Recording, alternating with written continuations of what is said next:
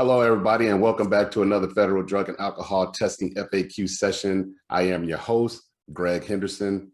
Hey, and if you like the content, go ahead, like and subscribe, and hit that notification bell to get updates on newly posted content.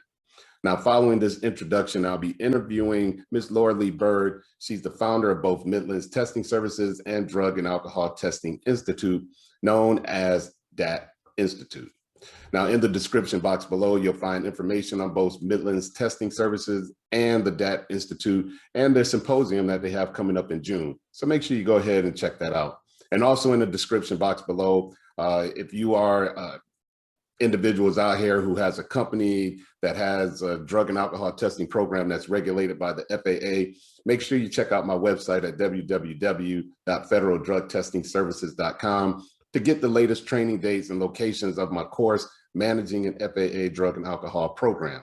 Now, if you're on the federal side, on the HHS side, and you are a program manager or you do collections that revolve around collections for federal agencies, then make sure you also check out my newly released course, HHS Collector Training. And that is now available. So make sure you go to the website and see if I'm going to be in a city near you, which I'm probably going to be somewhere in the vicinity. All right. But without further ado, let me go ahead and get into this interview with Laura Lee Bird. And again, make sure you like, subscribe, hit that notification bell for constant updates, which there's going to be plenty to come. And also more interviews. So without that, let's go. Let's get into it. Miss Laura Lee Bird. Hello, Laura Lee, and we're about to get started. How's everything? Well, you know, it's springtime in the Midwest, and I sound like a bullfrog like everybody else because our pollen counts are just off the charts and we're all suffering from allergies. Well, I know here, I'm in North Carolina at the moment, and I'll be flying out to California on Sunday, but I would go outside and my car is covered in just green. I think it's everywhere. I think it's everywhere, but it's really great to be with you today. I'm anxious for us to visit. Yeah. So we're going to be talking about Midlands Testing Services, and then of course your institute, the Drug and Alcohol Testing Institute. But before we get into any of all that stuff right there, who exactly is Laura Lee Bird? Well, I am the very proud grandmother of 8 great grandkids. They're just awesome. And they give me so much energy, and they just remind me of why it's so great to have been a parent and now a grandparent. I live north of Arlington, Nebraska. So I live kind of way out in the middle of nowhere on a 5-acre acreage. I garden both vegetable. I have a fruit orchard. I have lots of flower beds. So I'm a flower gardener too, I guess you'd say. And that's kind of my getaway from the intense days that I put in here at Midlands Testing. I'm a terrible seamstress, but I love to sew for the grandkids, although it doesn't always turn out very well. In other words, what you probably just heard is I'm pretty much of a homebody once I'm away from work. All right. So my mom used to sew my stuff when I was a kid. Yep. And it used to look like I had one pocket up here and I would have another pocket. That ain't how you're sending your grandkids off, are you? No, they love Little House on the Prairie. So right now I'm making them all, because there's 3 little girls, they're getting Little House on the Prairie bonnets. Okay, you just went back. How did they get involved with Little House on the Prairie? My son and his wife, they don't necessarily like a lot of the things that are on commercial TV right now. They're concerned about, things. And so they encourage their kids to maybe watch some of the classics. And who doesn't what little kid doesn't like pretending that they live in a different time, right? Right. And I don't know, maybe it's because there's 3 little girls, they just like the Ingalls girls, and they pretend all the time like they're the Ingalls kids. I'm not sure how to explain it, but it's good, healthy fun. And certainly me making them bonnets, they come and they help me thread the sewing machine and they help guide it, and they're learning a life skill while we're all pretending. Yeah, and it's so funny you say that because I was talking to someone about how they remove like the vocational stuff out of the school system. And there's like the sewing, I attended Future Farmers of America and Future Homemakers of America, and I learned to sew and bake and life surviving skills. So that's awesome that you're teaching them that. It's a joy and a privilege. Oh man, that's great. All right, so now is that where you spent your childhood in Nebraska, or are you originally from there? You know, I was born in God's country. I was born out in the middle of the sand hills to a cattle family. And I was born in Rock County near Bassett, Nebraska. And I spent all of my life in Nebraska. I went to college at Wayne State College in Wayne, Nebraska. I was married, lived in Omaha. We relocated north of Arlington out in the country to raise the kids. And so, yeah, I am Nebraska 100%. Go Big Red. Okay. Well, I'm a Roll Tide. Roll Tide. So so you've been in Nebraska this whole time out in God's country. So what is the worst job you've ever had? That is really a hard question. And the reason why I say that is because if you allow yourself to think in those terms, then you've worked. But you Yeah. know, a lot of wise people, much smarter than Laura Lee Bird, have always said, if you do the things that you enjoy doing, you'll never work a day in your life. So I don't know that I can say what was the worst job. I've had some difficult jobs. One time I was hired by a very well-to-do Omaha family. They had owned a couple different companies, and I come from kind of an auditing and finance background, and they wanted me to come in and look and see. They felt there was something wrong with their books. That was probably the most challenging job because I was looking for, you know, embezzlement or fraud and things like that. So that was challenging. My first job right out of college was to be a auditor in the claims division for Mutual of Omaha, which is a well-recognized Omaha company. And again, that was very challenging because having been raised in a town that was smaller than the company I went to work for, you can just imagine just the cultural shock was huge. So there was a lot of challenges. But again, when you say what's the worst job, I guess, you know, if you get up every day and you just know that today's the day you've been given and you need to embrace it, I don't know that I can think of necessarily in terms of worst job. I'm sorry. Wow. I mean, but that was good knowledge because now you're going to make me reword my question for the next person. So gems from Laura Lee. All There you right. go. So how did you get into, you come from the auditing, you said you come from the auditing Finance. finance industry. So how did you end up in drug and alcohol testing? Well, you know, I can't see around the corner any more than anyone listening to this interview can. And Right. there was a time in my life when I contracted Legionnaire's disease. It's a bacterial disease. They don't know exactly how you come in contact with this bacteria. And at the time I contracted it, they didn't have the tests and things that they have now. They didn't have the antibiotics that they have now for it.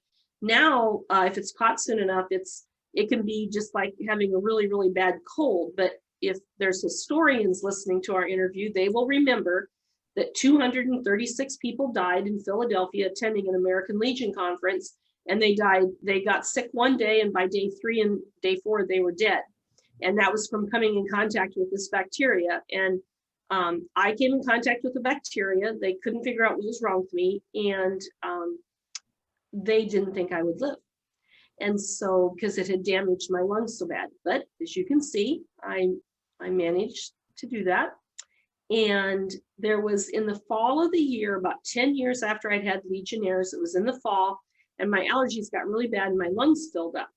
And the doctor said, you know, you've had a really good run, but you need to be thinking about what happens if you have to go into long-term care and things like this. And so I decided, by this time I was a single parent, and I decided, you know, if I got a little part-time job, I live on a very, very beautiful acreage up in Washington County, and I only owed about $5,000 on the mortgage still.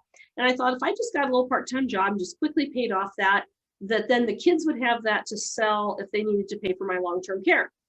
Well, one of the people I knew worked at the railroad, and I asked, are there just any little part-time jobs that I could do, you know, in the evening or weekend? And they said, well, we've got a great opportunity. It's at the Harriman Dispatch Center, and it's in the evenings and weekends. Every now and then might be something to do during the day, and it's being the DOT certified drug and alcohol tester, but it's not an employee type position, it's a subcontractor. And they told me what it was, and I thought, oh, I don't know that I want to go collect urine. I don't know if that's for me. But I prayed about it and thought about it, and I thought, why not? Let's just give it a shot. Well, within a few months, the person who was the DER at the time was a gentleman, and he called me and he said, I want you to come and visit with me. And I thought maybe I'd done something wrong. So I go over to the Union Pacific Drug and Alcohol Testing Office and visit. At that time, it was a gentleman that was the DER.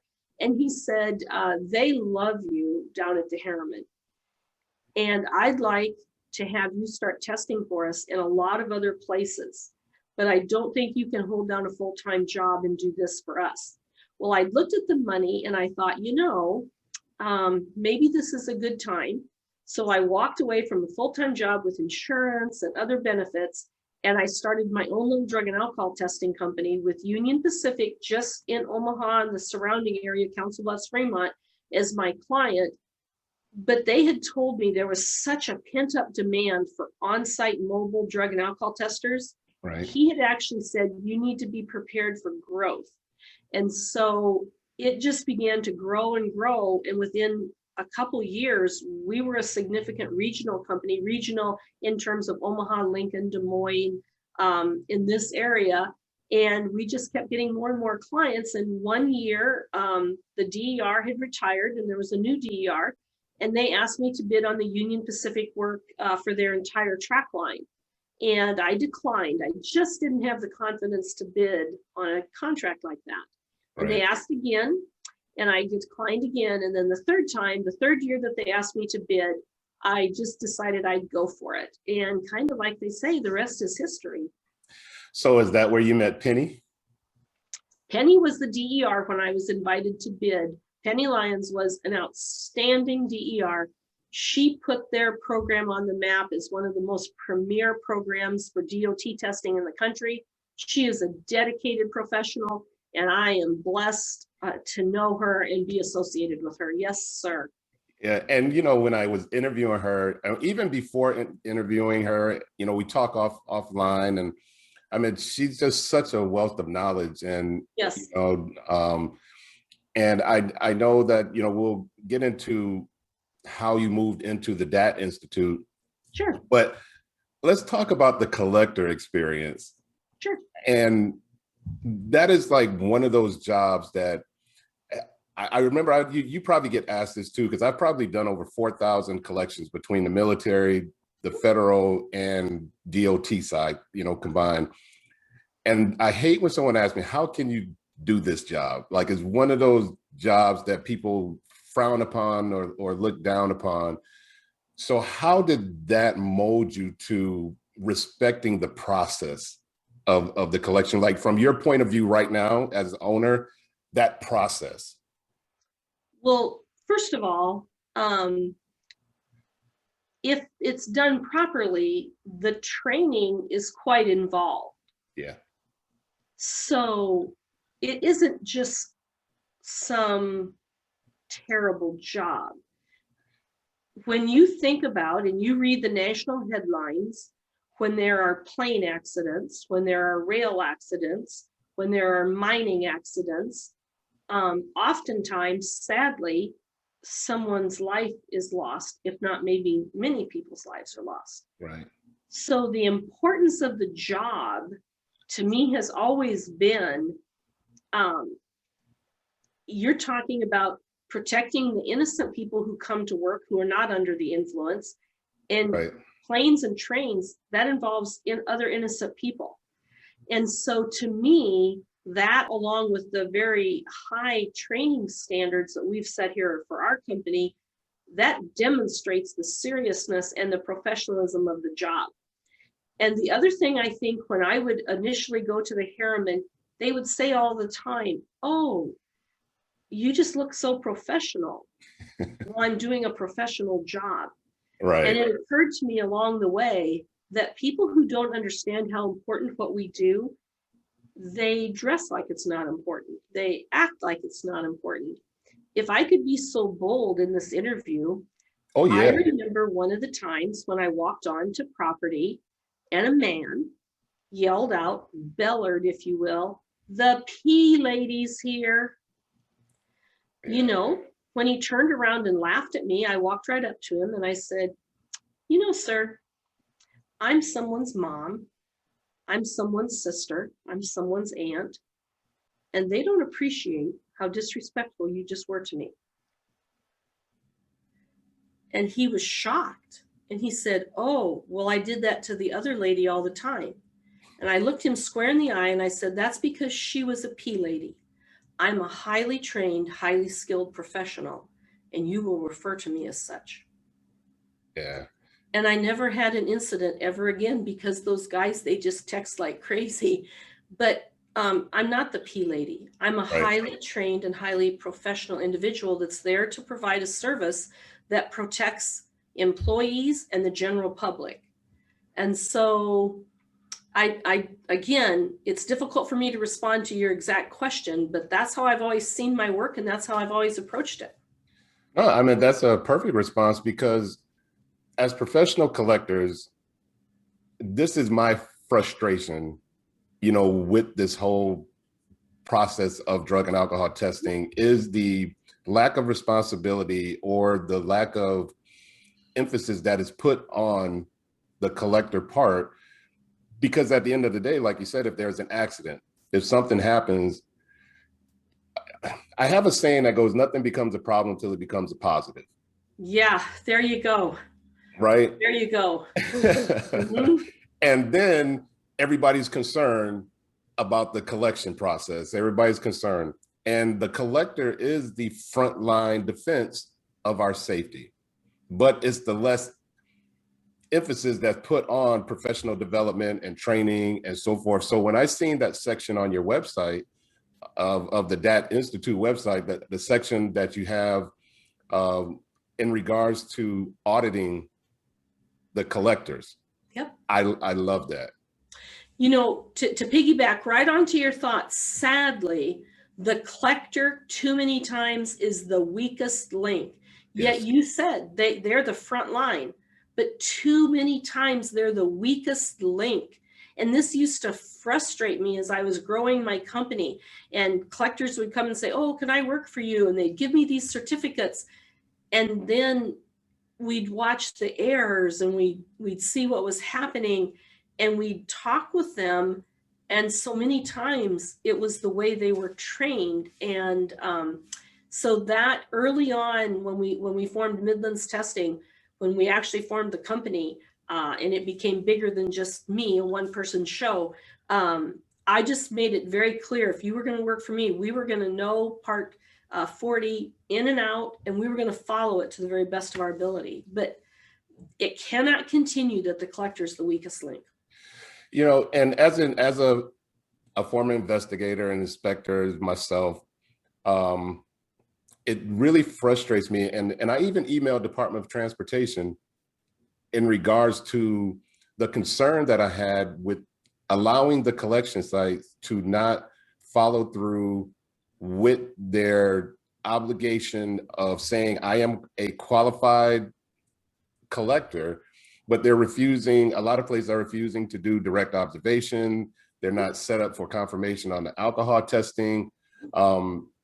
So it's very, it's difficult to, I don't know the answer to that. If they're not tackling that, we're always going to have this gap in collection. Yes. We struggle with it every day. I'd love to be able to report to you and the people who watch your YouTube, oh, I've solved that problem. Now, that would be pretty hypocritical of me. Am I doing everything in my power? Yep. And we can talk about some of the things that we're trying to do to really improve that process. But it just cannot continue to be that the collector is the weakest link.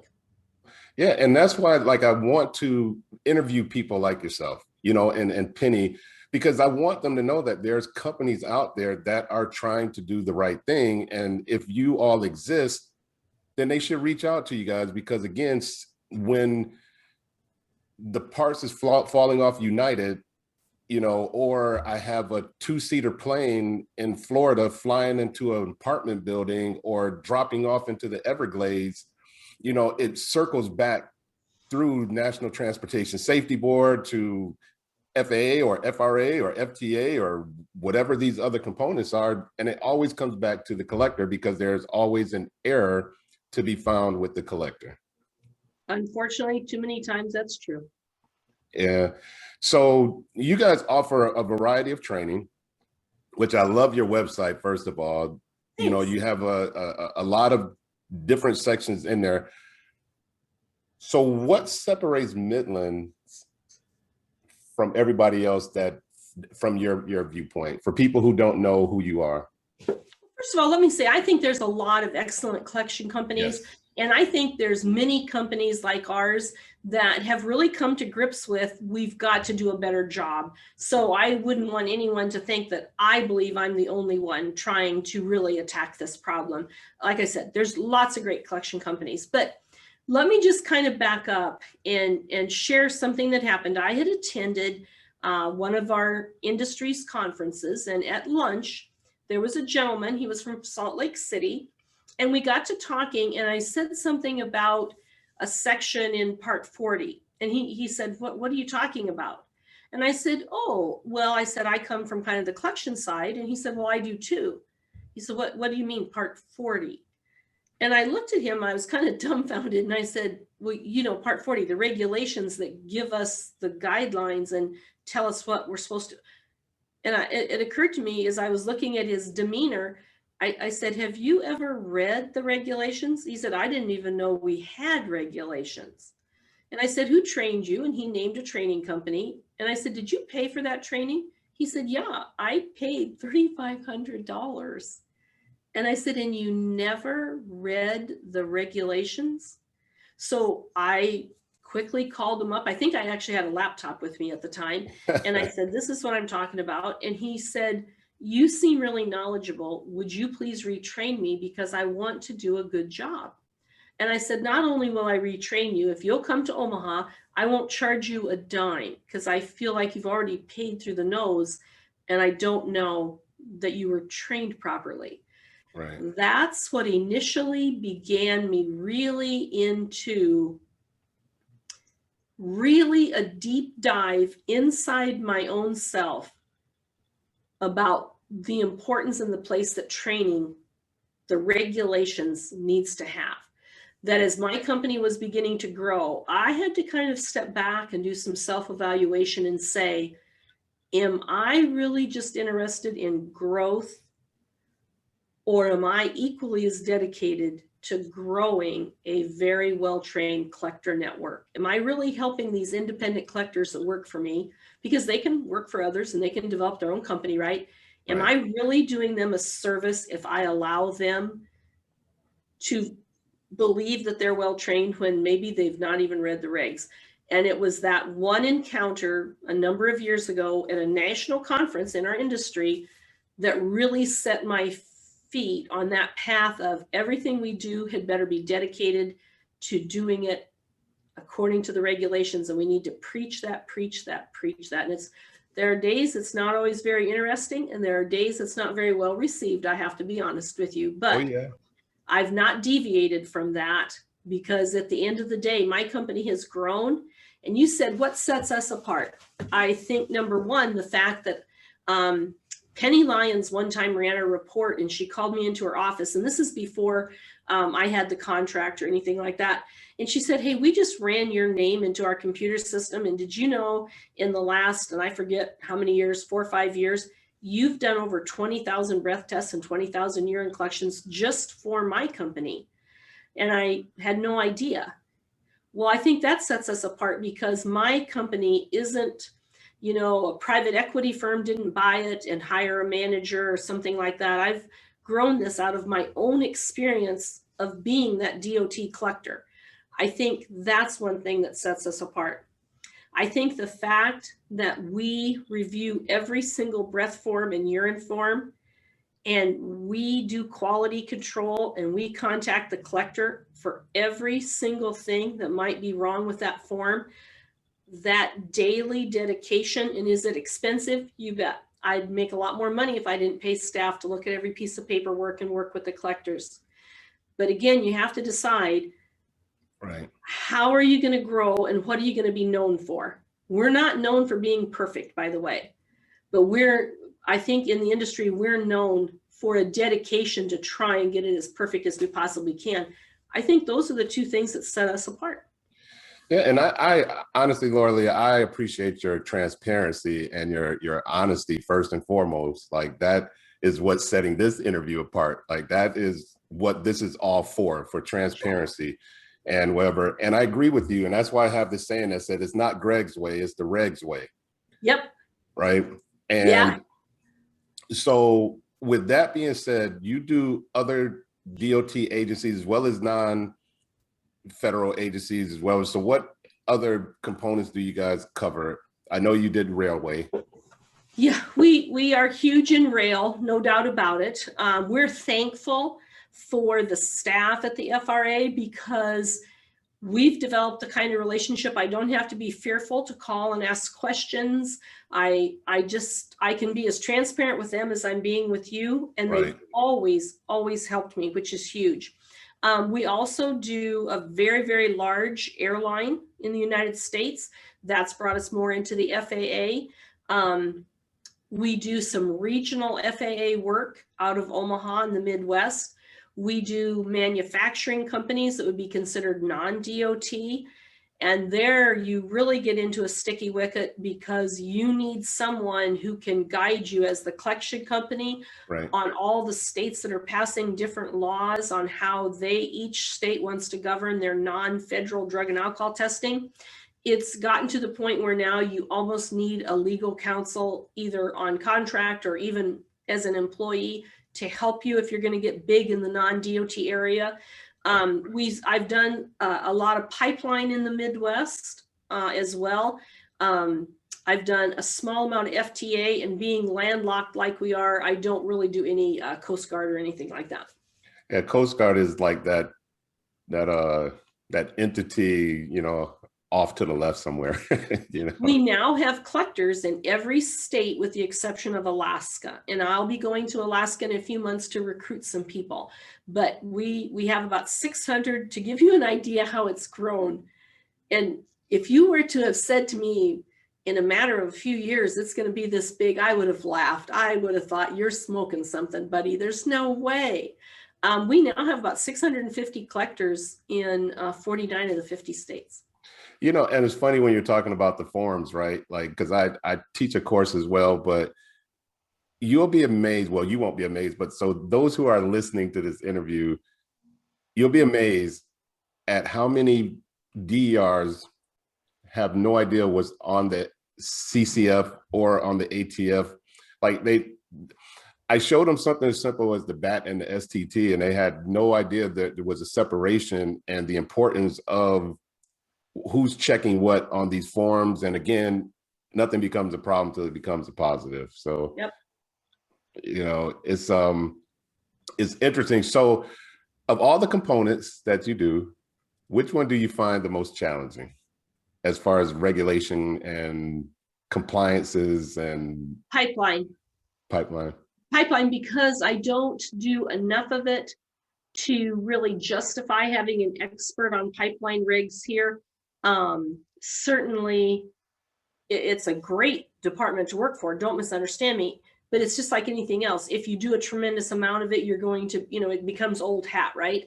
We just haven't ever done enough pipeline so when someone calls and says, hey, I'm this company, and usually what happens is they'll call and say, hey, and this happened a lot during COVID. Maybe I should preface this. Someone would call and say, because of COVID, the collection company that I normally use that I'm really happy with can't, but someone said I could call you and you've got collectors and would you help me? And so every time with a great deal of fear and trembling, I'd be studying those pipeline and making sure I knew what I was talking about and whatnot, because everybody does Part 40, but it's how you qualify, a post-accident, a reasonable cause, a reasonable suspicion. They all have some variances on how those different agencies want those qualified.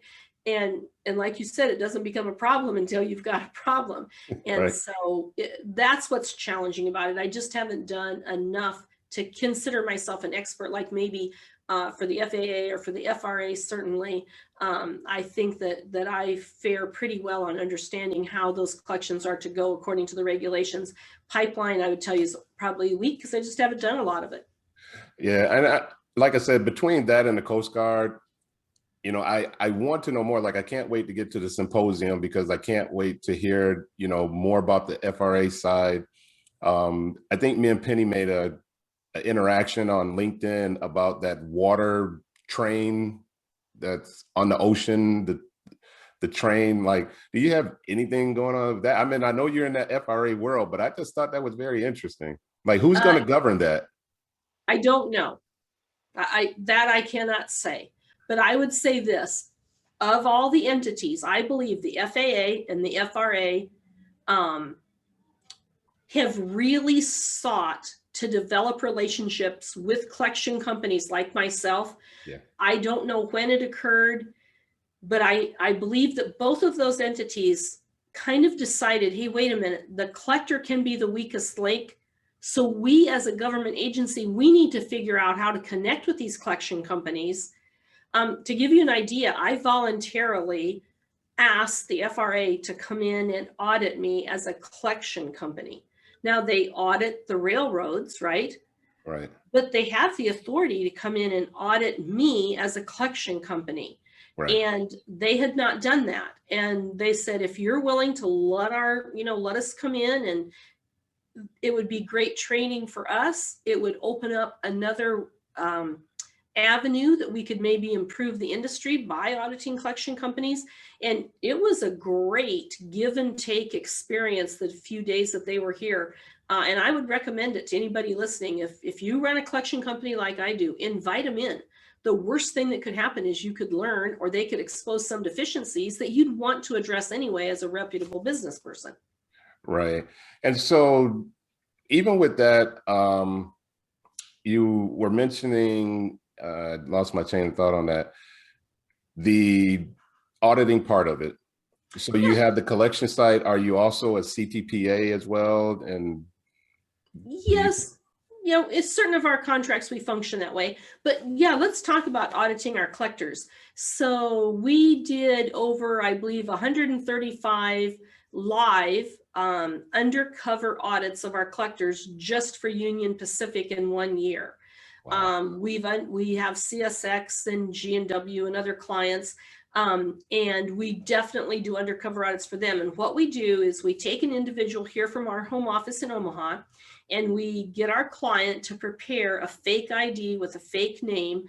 And it's someone that our collectors wouldn't have interacted with. And we fly them out to wherever, and we work with the manager, and the manager calls and says, hey, I need a collector right now. I've got this employee and they need a drug test. And the collector comes in, they have no idea that the person they're testing is really from our company. And we do all kinds of things within some boundaries to throw the collector off, to right. see if they're really paying attention. Of course, one of the major things we do is we pass cold urine, and we want to know that they know how to detect that and what to do when it's detected. And we go right up to the point where they say, okay, we have to have a direct observation now.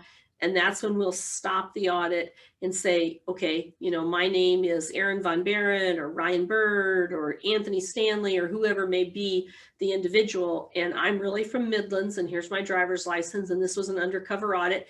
And then we have checklists. We've developed quite an extensive audit checklist. And it goes everything from, and some of these, Greg, you're going to say, well, that's not in the regs.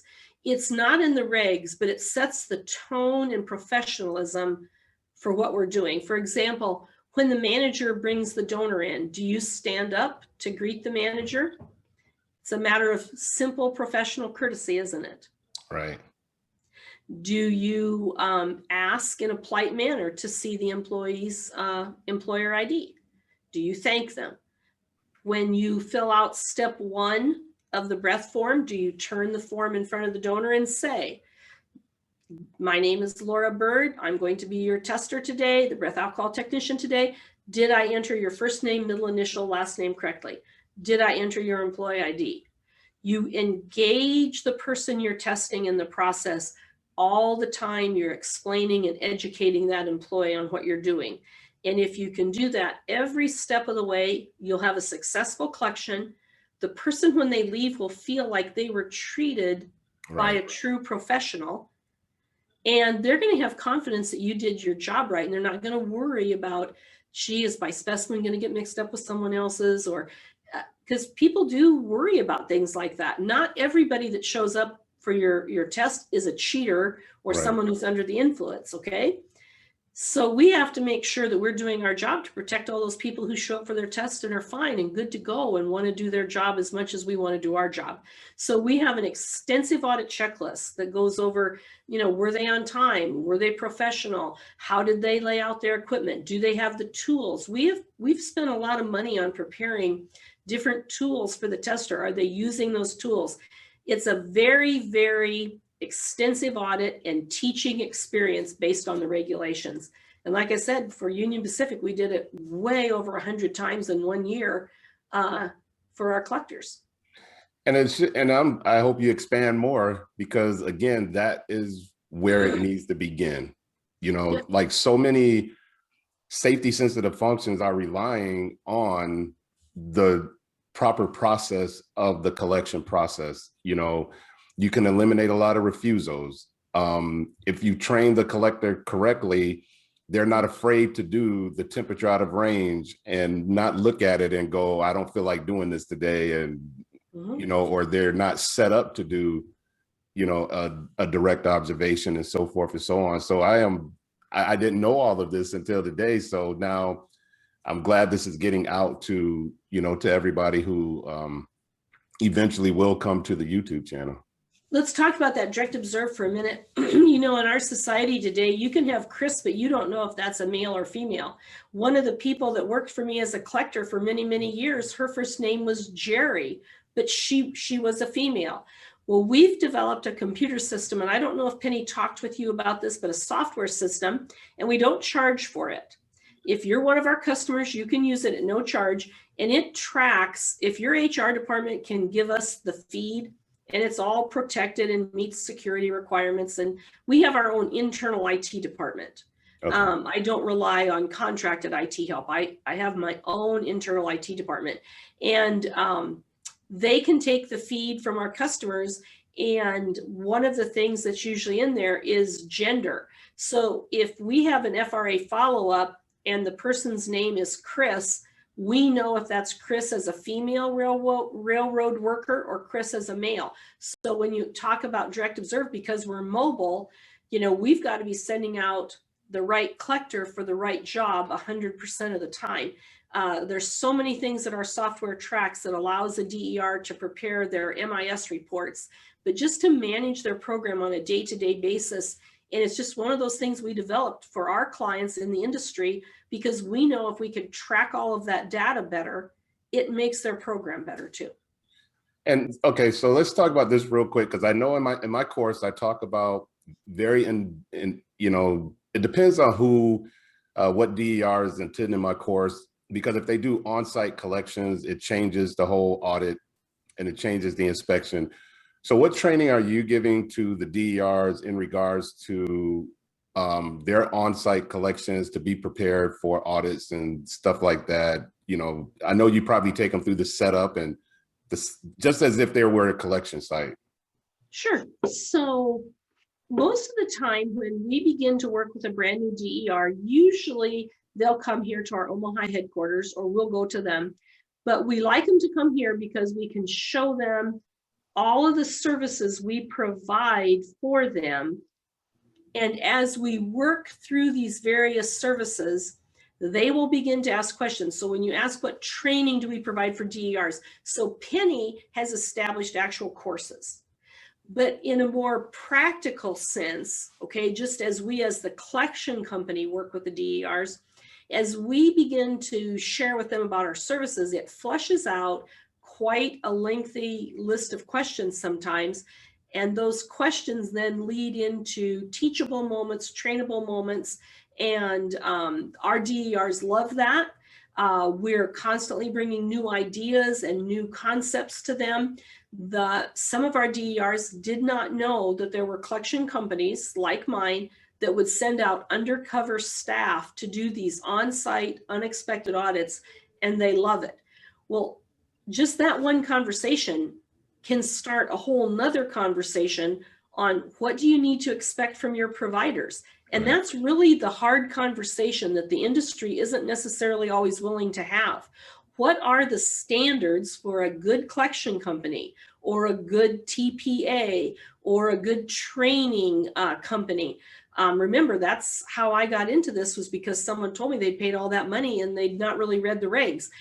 It's a difficult conversation to have, but we need to have some standards for your service providers. And that might include an MRO, it might include an EAP. Penny Lyons is really the expert on some of those things. But in terms of a collection company, when we start working with the DER and we start sharing with them and they say, well, why do you do that? Well, here, it's in the regs. Let me show you. That's the kind of interaction that we really thrive on with the new DER. And you know, again, I'm not saying this because you're here, because I'm just not that kind of guy. I'm very open and blunt and whatever, but I am so excited that I ran across you guys. We are too. And that you are here because the industry needs to know who is out here. We don't know who's out here across the country. You know, you can go in the database, the inspector and auditor, they can't tell you who to use or who not to use, No. but there are excellent companies out here, you know, other than the big names, you know, that there are companies out here who are trying to hold people accountable, because if you hold them accountable, it makes an auditor's job that much easier. And hey, it can help you avoid whatever. I got this off your website. Now I'm gonna read it. Okay. And I thought it was just awesome. And it said, it's from your regulations and industry updating test page under the education tab on the DAT Institute website. And it says regulation training. No one wants to learn of these changes on the wrong side of an audit, arbitration, or lawsuit. And I said, I love that. Yep. And that is so true. Yep. We've talked a little bit about Midlands, but it's true that I did form the Institute. Yep. I have tried to, even our upcoming symposium, you know, we don't have a vendor hall. We don't have a vendor paying for lunch or paying for a bag or paying. I've chosen to foot the bill myself, and you don't see my name on anything. While I'm paying for this, I've removed my company from it. Penny has free will to line up speakers, to line up demonstrations of new technology. I believe collection companies as a whole, and you hit on this at one of the very first questions you asked me. What you really asked me was, you see yourself as a urine collector. And I read a magazine called Fast Company. Now, I don't necessarily believe in its political views, but this magazine keeps me up to date on technology. And I can read articles about where technology is going in the next 12 to 18 months, and then apply that to the drug and alcohol testing that we do. And technology-wise, that's why if you talk to our clients, they'll say no one has the technology that Loyally has.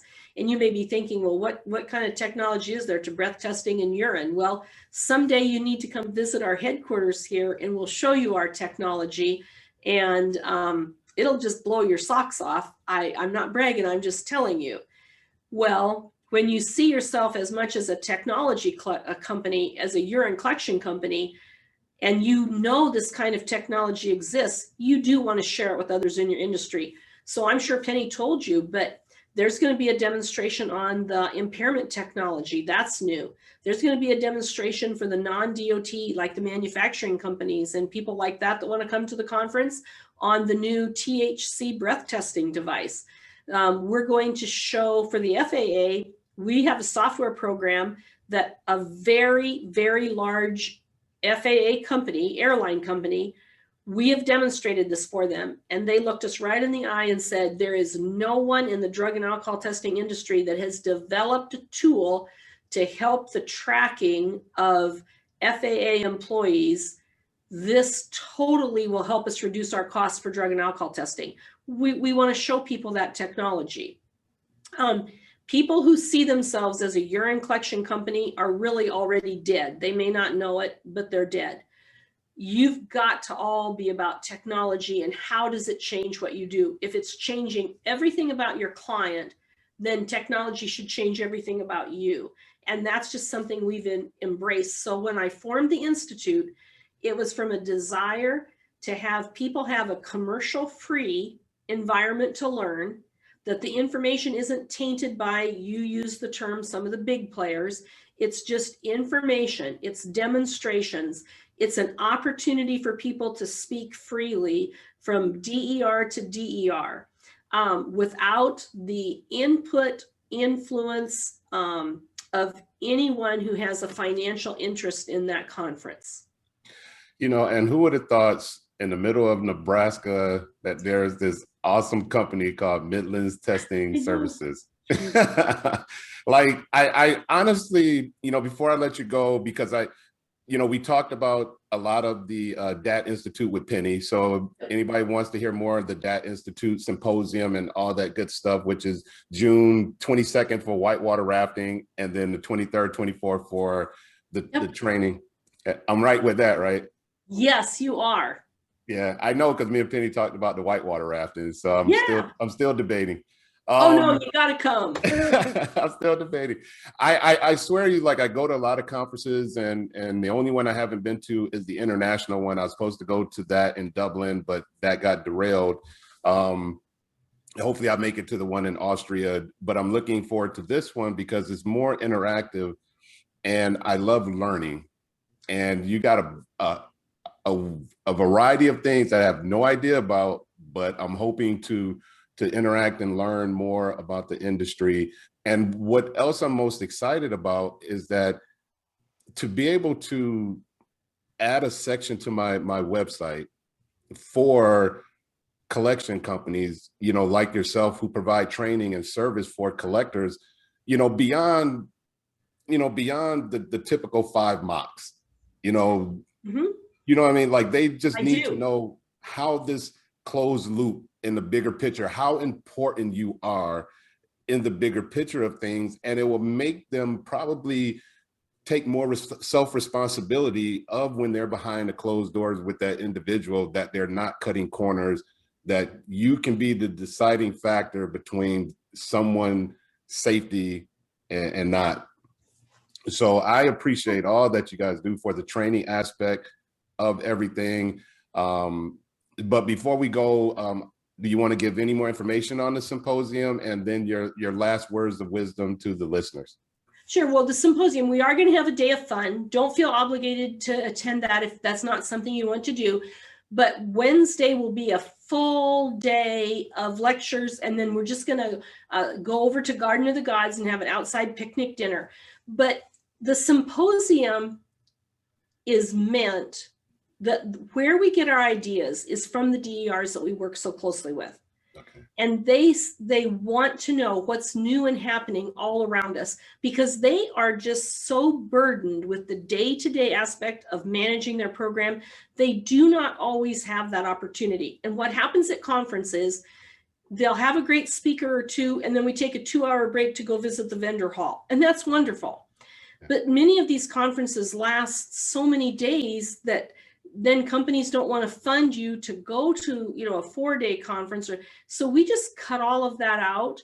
And we just said, we're not going to have those kinds of commercials.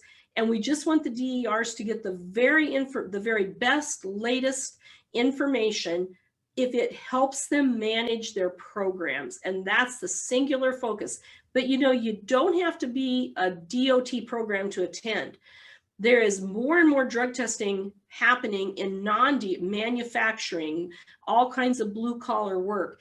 Those HR people, those safety directors, they really need a place to come and learn from the DERs how to manage these programs. And that's what this is all set up for, is for learning, professional sharing, peer to peer, and also a little bit how to drive your costs down, because cost drives everything. Right. And so if you can attend a conference and get the best technology and the best ideas and come up with ideas on how to save your company money, to me, you're going to be a hero at your company. But, you know, you thanked me for what we're doing. But without people like you who have the savvy to set up their own YouTube channels and things like that, you're getting the word out about not just me, but about so many other things that need to be touched on. I am just thrilled that there are so many more people that are dedicated to that professionalism and the regulations for the collector. I think in a short amount of time, we will make a huge difference in our industry that we care so much about. Yeah, and you know, we have to start setting up for the next generation of people to do what we do and get this out to them and say, hey, this is a whole nother industry over here. You know, why don't you come take a look at it? Yeah. And also, you know, when you look at even like registration fees and stuff, I don't know what Penny said, is our registration fee like $150 or something like that? I mean, it's just nominal. Again, because we're not trying to make money off of our meeting. We've cut all the fees out of it. We've really tried, and we've make it the same day every year at the same location every year. So you can put it on your calendar and you can just bank on it unless something like COVID hits. Yeah, I don't know. But hopefully not. But okay, there's something else. I really have to ask this question in order to bother me before you get off the air. I know I said that was it, but there was something on your website that I thought was very important, and I can't not ask it. I know you probably got time, but just let me ask this one last question.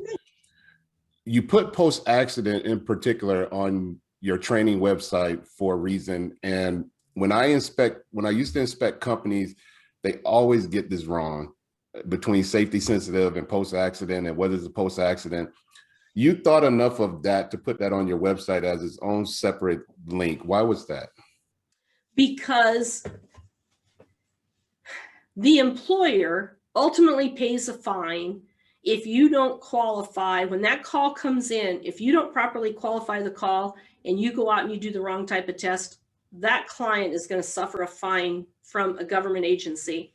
So when someone calls in for an FMCSA, well, you got to ask, do they have a commercial driver's license?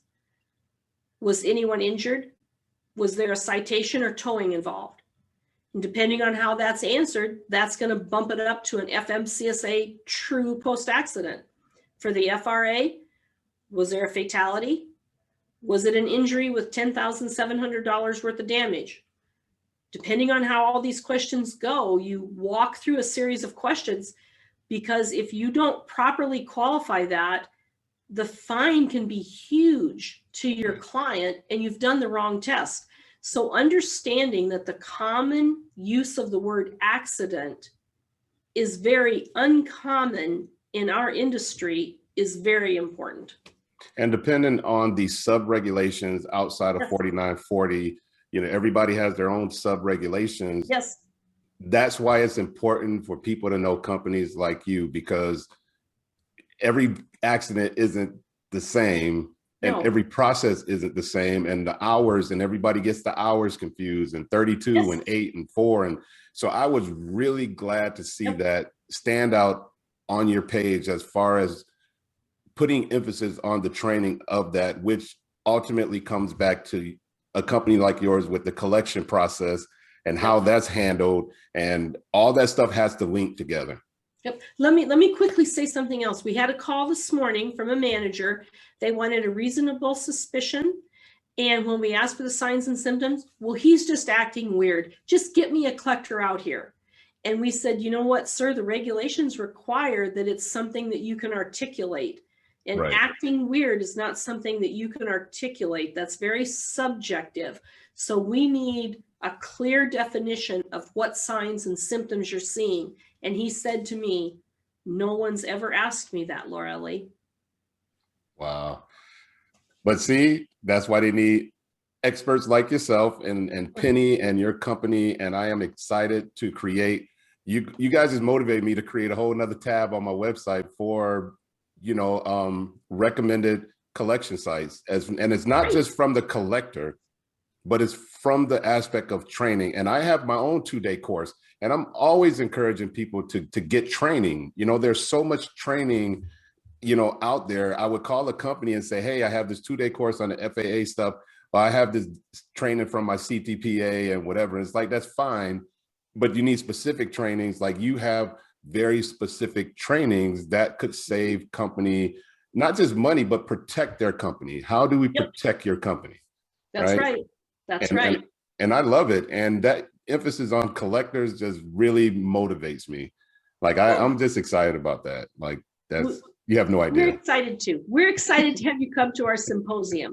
I think it's the best one Benny's put together, and so we're really excited about it.